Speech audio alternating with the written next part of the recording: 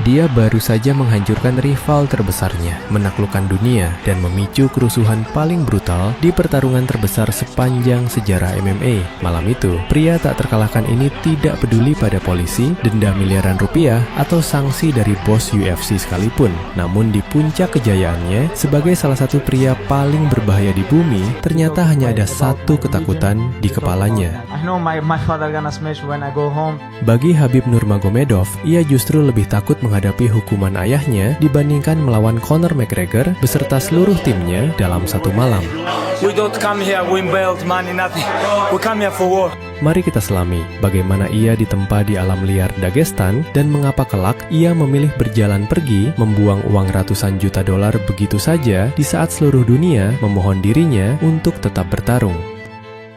Khabib Nurmagomedov tidak lahir di atas matras empuk gym Amerika. Ia lahir di Dagestan, sebuah wilayah di pegunungan Kaukasus Rusia yang memiliki sejarah konflik yang sangat keras. Di tempat ini, menjadi tangguh bukanlah sebuah pilihan, melainkan syarat mutlak untuk bertahan hidup. Saking kerasnya alam dan sejarah di sana, sudah menjadi kultur yang wajar melihat anak-anak kecil dilatih bergulat dan bertarung keras oleh ayah mereka sendiri sejak dini. Di tengah lingkungan yang keras ini, berdirilah ayah Khabib, Abdulmanap Nurmagomedov.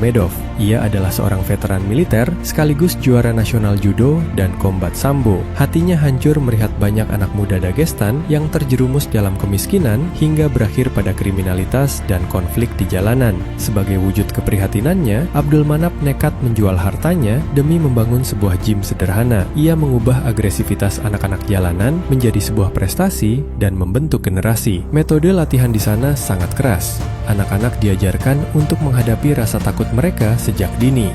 Salah satu momen terkenal terjadi saat Khabib berusia 9 tahun.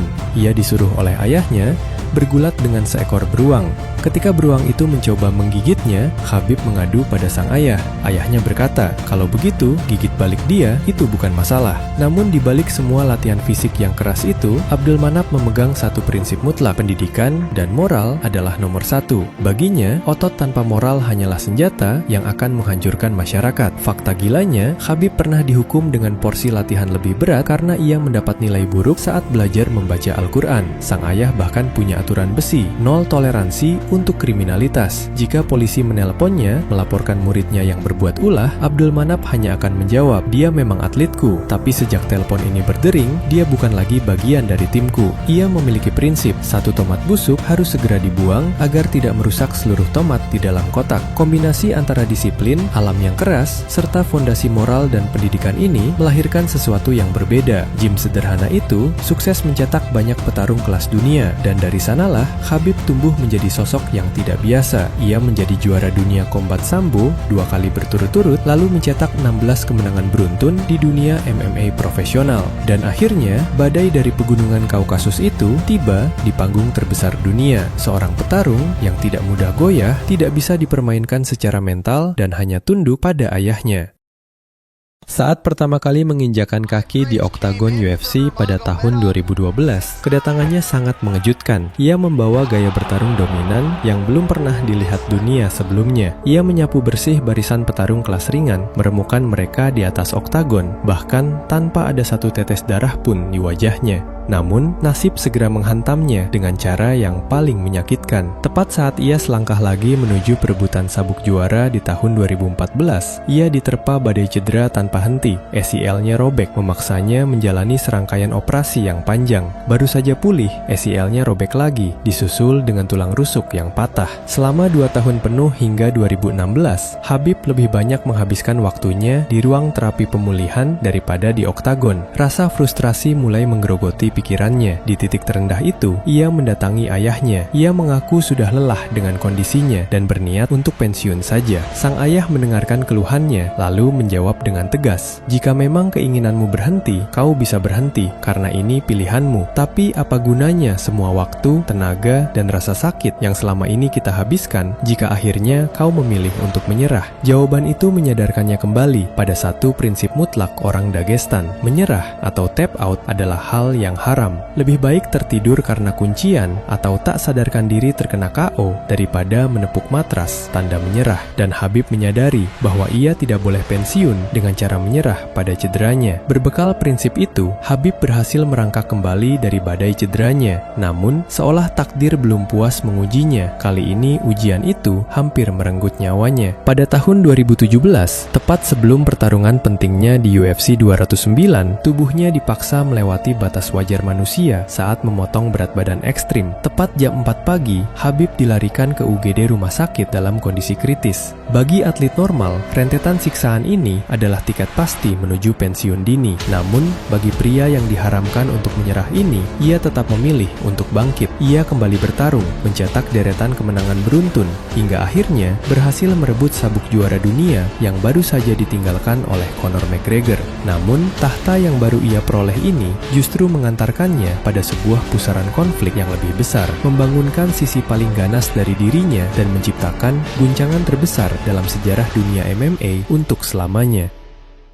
Pada tahun 2018, dunia menjadi saksi dari benturan dua filosofi hidup yang saling bertolak belakang. Conor McGregor, pria yang perlahan menjual dirinya pada ketenaran dan kemewahan, akhirnya kembali untuk merebut tahtanya. Setelah hampir 2 tahun menghilang dari oktagon, tenggelam dalam pesta pora, sibuk dengan bisnis alkoholnya, dan menikmati hasil pertarungan tinjunya melawan Floyd Mayweather. Namun kali ini, ia berhadapan dengan seorang juara yang tidak dapat dibeli dan tidak bisa diintimidasi. Konflik besar mereka bermula ketika rekan satu tim Conor, Artem Lobov, secara terbuka menyebut Khabib sebagai pengecut di media. Bagi banyak petarung UFC, itu mungkin hanya trash talk biasa, namun tidak bagi Khabib. Di Dagestan, penghinaan terhadap harga diri bukan sesuatu yang diselesaikan lewat media sosial, dan ketika bertemu Artem di sebuah hotel, Khabib langsung melabraknya di depan banyak orang. Ia menampar Artem dan mempermalukannya secara langsung. Video insiden itu menyebar ke seluruh dunia, dan saat Conor melihat sahabat dekatnya diperlakukan seperti itu, egonya langsung meledak, dan sejak saat itu, semuanya berubah menjadi sangat personal. Conor datang bersama rombongannya untuk memburu Khabib, bukan untuk bertarung layaknya juara dunia. Conor melakukan aksi layaknya gangster. Mereka mencegat bus yang ditumpangi Khabib, lalu melakukan penyerangan brutal, hingga membuat sejumlah petarung terluka di dalamnya. Бой, не бой, я пришел бы туда, там, где ты сказал бы. Любое место. Что, Бруклине мало места, где мы могли бы встретиться? Come here. Send me a message, like location. I'm gonna come. Wherever you want, doesn't matter. Ireland, New York, Brooklyn, or Moscow, doesn't matter. Setelah itu, Conor harus mempertanggungjawabkan tindakan kriminalnya di pengadilan. Sedangkan di sisi lain, Khabib justru berhasil menaiki tahta juara lightweight UFC yang telah lama ditinggalkan Conor. Iaquinta is a real Brooklyn gangster. This is not about chicken. Iaquinta is real gangster. He come here. Where's Conor? He wanna fight with boss?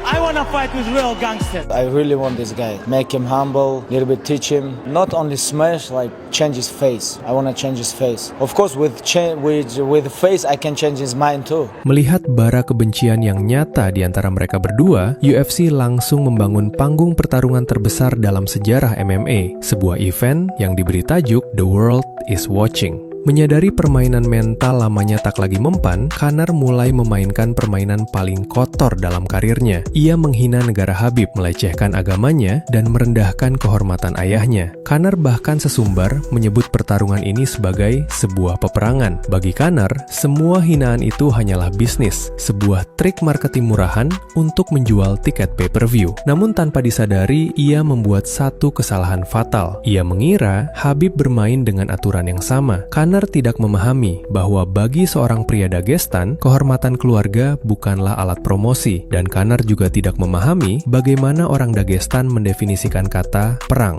My wrestling is my pressure. He have to kill me for stopping. Inshallah, I'm gonna stop this guy. I'm gonna finish this guy. This is my plan. First of all, I wanna say Alhamdulillah. God give me everything. Alhamdulillah. I know you got this. Don't like this. Alhamdulillah, tomorrow night I'm gonna smash your boy, guys. I'm gonna smash your boy. 6 Oktober 2018, waktu tunggu telah habis. Saat pintu oktagon dikunci, realita mengerikan langsung menghantam Conor. Ia tidak sedang menghadapi petarung biasa. Semua serangannya gagal memberi dampak berarti. Khabib menyeretnya ke dalam siksaan yang panjang dan menyakitkan di atas oktagon. Sambil terus menghajar wajah Conor tanpa ampun, sang elang berteriak menuntut jawaban atas semua hinaannya dan berkata, "Let's talk now. Ayo, bicaralah sekarang." Namun, pria bermulut besar itu kini telah hancur lebur. Tak ada lagi kesombongan. Ia hanya bisa terdiam pasrah dan berharap bel segera berbunyi.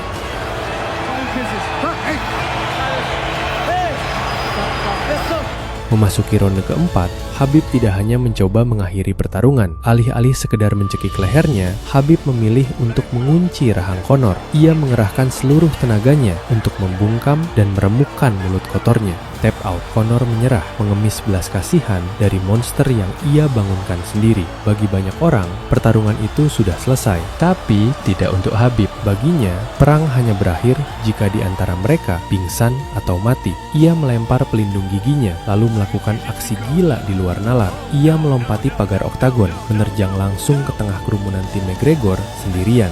Aksi gila ini memicu kerusuhan paling brutal dalam sejarah UFC. Bahkan di luar arena, kedua belah supporter saling bertarung. We don't come here win belt, money, nothing. We come here for war. Namun di balik aksi gila itu, ia menyadari satu hal yang membuatnya takut. Ayahnya sedang menonton dari rumah dan siap menghukumnya. I know my father gonna smash when I go home because I know he's gonna smash. Tapi terlepas dari itu semua, setelah malam itu, nama Khabib melambung tinggi ke seluruh dunia. Ia menjadi wajah baru olahraga ini, membawa UFC ke panggung yang lebih besar dan berhasil meraup sponsor raksasa dari negara-negara Timur Tengah. Khabib kemudian mendapatkan ketenaran dan kekayaan yang sangat luar biasa. Namun ironisnya, sesuatu akan terjadi dan ia memilih untuk berhenti dan membuang semua tahta serta kekayaan itu ke dalam tong sampah. Setelah hukuman skorsing selesai, pada 2019, Khabib kembali bertarung melawan Dustin Poirier. Laga ini sangat bersejarah. Untuk pertama kalinya dan satu-satunya, sang ayah bisa hadir dan mendampinginya langsung di sisi oktagon. Pada laga UFC 242 itu, secara keseluruhan Khabib mendominasi jalannya pertandingan. Namun, sebuah momen menegangkan sempat terjadi. Dustin berhasil menangkap leher Khabib dengan kuncian yang sangat dalam. Seluruh arena menahan napas. Namun nyatanya, Khabib sedang melakukan strategi gila. Ia sengaja memberikan lehernya sebagai jebakan untuk menguras tenaga Dustin. Di tengah cekikan itu, sebuah pikiran melintas di kepalanya. Dustin, pria yang gila. Apa dia pikir aku akan menyerah di hadapan ayahku? Coba saja. Khabib dengan tenang melepaskan diri, membalikkan keadaan, dan mencekik Dustin hingga tap out. Kemudian dia menghampiri Dustin dengan penuh hormat. Khabib meminta pada Dustin untuk bertukar kaos. Ia berjanji akan menjual kaos itu dan seluruh hasilnya disumbangkan untuk kegiatan amal Dustin guna membantu pembangunan sumur air di Uganda. Baru beberapa menit sebelumnya, mereka saling mencoba menghancurkan satu sama lain di dalam oktagon. Namun setelahnya, kedua petarung ini memilih menggunakan nama besar mereka untuk membantu orang lain. We famous, we have money, we can help people, why not? If you have money in your hand, this is very good, but if money go in your mind, this is very bad. Namun kebahagiaan itu tak bertahan lama. Pada tahun 2020, Abdul Manap meninggal dunia akibat COVID-19.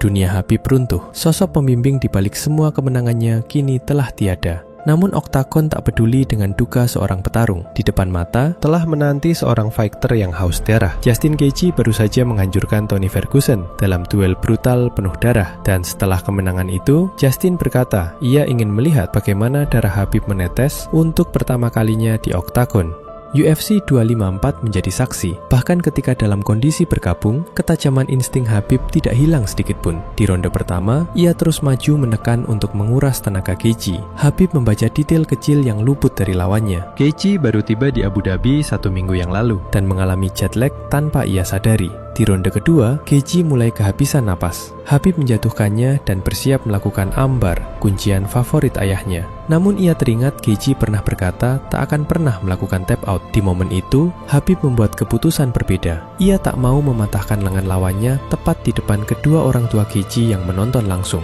Ia pun mengubah arah serangannya, beralih ke triangle choke dan hanya menidurkannya tanpa memberikannya cedera. Laga berakhir. Alih-alih melihat darah Khabib, dunia justru melihat air mata yang keluar dari kedua matanya. Khabib menangis, meratapi kepergian ayahnya. Sesaat kemudian, ia membuat pengumuman yang mengejutkan dunia. Ia resmi pensiun. Alasannya sederhana, setelah ayahnya tiada, ibunya memintanya untuk berhenti bertarung, dan Khabib menyanggupinya. Ia berjanji bahwa malam itu adalah laga terakhirnya. She don't wanna go fight without father, but I promise her it's gonna be my last fight. And if I give my word, I have to follow this. Dengan sisa-sisa air mata, Khabib menyegel karirnya dengan 29 kemenangan tanpa kekalahan untuk selamanya. Namun dunia dan bos UFC Dana White tidak bisa menerima kepergian mendadak sang raja. Mereka mencoba segala cara untuk membujuknya kembali bertarung. Mereka bahkan menawarinya 100 juta dolar Amerika atau setara 1,5 triliun rupiah. Angka yang dulu pernah mengubah jalan hidup Conor McGregor dan perlahan menghancurkan dirinya. Namun Khabib berbeda. Baginya, janji kepada sang ibu tidak memiliki label harga. Saat dihadapkan pada suatu tawaran yang menjadi impian banyak orang, ia menolak semua tawaran itu tanpa pernah menoleh ke belakang. Kini, Khabib meneruskan perjuangan ayahnya. Ia membimbing para petarung muda Dagestan dan terus mengembangkan gym peninggalan sang ayah. Ia menyadari semua kisah besar ini tidak akan pernah lahir tanpa keberanian dan pengorbanan ayahnya. Khabib mengajarkan satu hal yang sangat penting. Jika prinsipmu memiliki harga, maka suatu hari kau akan menjualnya. Dan saat itu terjadi, kau akan menjadi budak dari uang itu sendiri.